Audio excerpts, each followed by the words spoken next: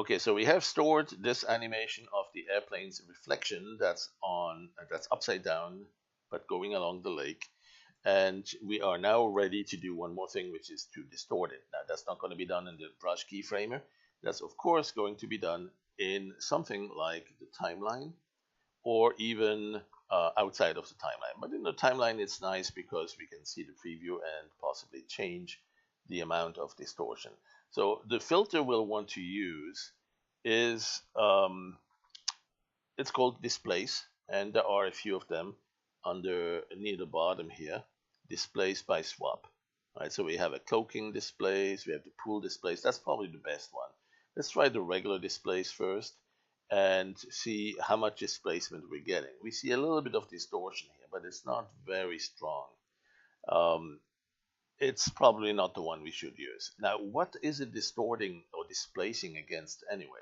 Well, we want to make sure it is one of those background images that have the waves. Right, so either this one needs to be flagged as a swap, or this one of these that has the background animation. Then that way, much better.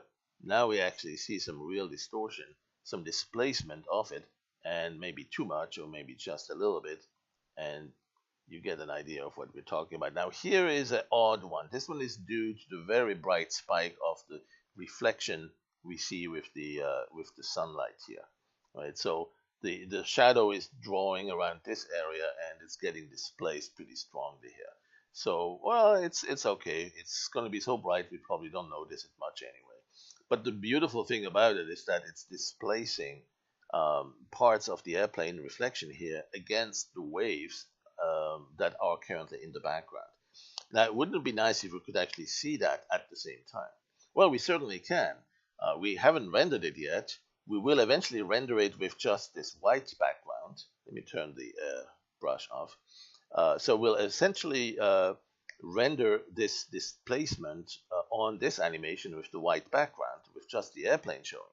But we certainly can, before we do that, we can certainly preview it by actually using the real animation. Let's load this one here, for instance. Right. So here's the animation, and if I scrub through it here now, I see the airplane here, and yeah, it's getting distorted. It's distorting everything. But that's okay. We don't need to worry about that too much. What we do want to do is see what happens to the reflection at the bottom. Well, it's actually not quite there.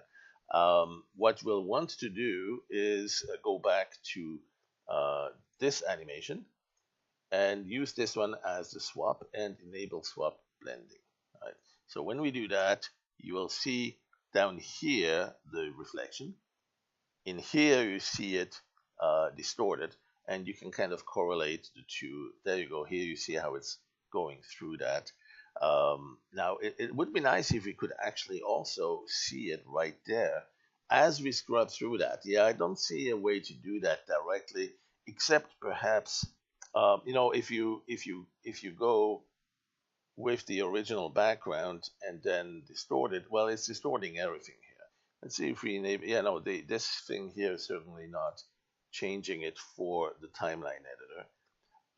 What we could do is take a look at the other filters. There are two or three more. Let's take the pool displace, and that one also has a nice uh, displacement. You can control whether it's a bit more on the vertical or forward looking displacement.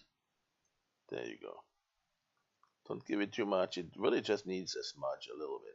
Now, if you want to see it in the preview here, not on an animated level, but at least on a individual frame level, one thing you can do is simply go to the filters and do the same thing here, combine or displace with swap.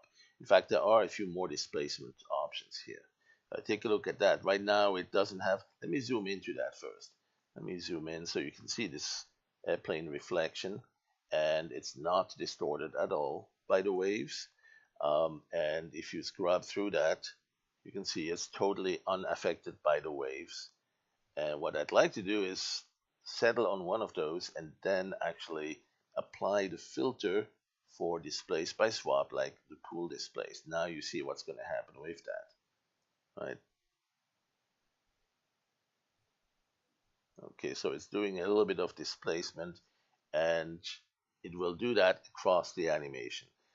Maybe Let's not use this one here. Let's use simply the filter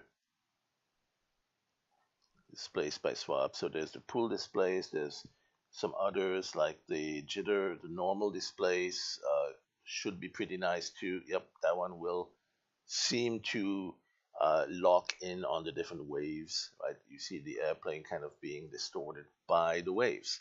And let's go and apply that. Let's go animate this across the entire animation. There you go. So now you can see that there is definitely a correlation appearing between the waves, the presence of the waves, and the presence of this reflection. Let's wait for it to finish its rendering. Like I said, it's not rendering always everything. It may not be fast enough on my computer, but now we do have this reflection. Let's go zoom out. I'm using the Control Shift key here with the left button to move and the right button to zoom. And so now you can see the reflection being distorted a little bit by these waves. Right now, it's it only rendered that in the front. So if I hit the play button here, it's only playing it on the front, on the main animation, which you see is in the white background. It doesn't actually have the background there. We're doing layer blending. If I turn it off, then it's not showing it. Right, so this is the one we actually distorted. We rendered this displacement only on the front animation, but we were seeing the background at the same time in order to gauge whether it looks like it's correlated with the waves on the background. And whereas if I scrub, it's updating each frame and gives us indeed the moving waves with it. So that said, we'll want to combine those two, right? So first thing we'll do is we'll store um, this animation. We will store this as another accomplished animation. And once we have this, we have those two animations we want to really combine. We have this one here, which shows the airplane and also the shadow, and doesn't have the reflection yet.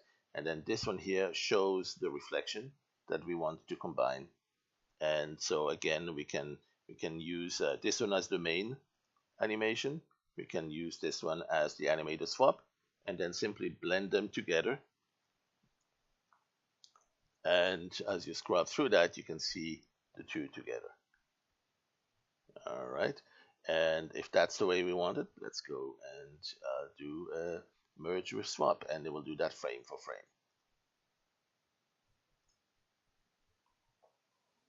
All right, and so that's a technique or a series of techniques that we can use to combine multiple animations in a variety of ways, and isolating perhaps which one we want to first process with extra blur, with extra mystic vision or dark vision, or with displacement for the reflection before we actually combine them and commit them to be a single animation as we have it here. Okay. All right. Thanks for watching. This was hopefully useful and insightful, and will give you some ideas of how to combine similar sequences that you have into something a bit more elaborate, more sophisticated.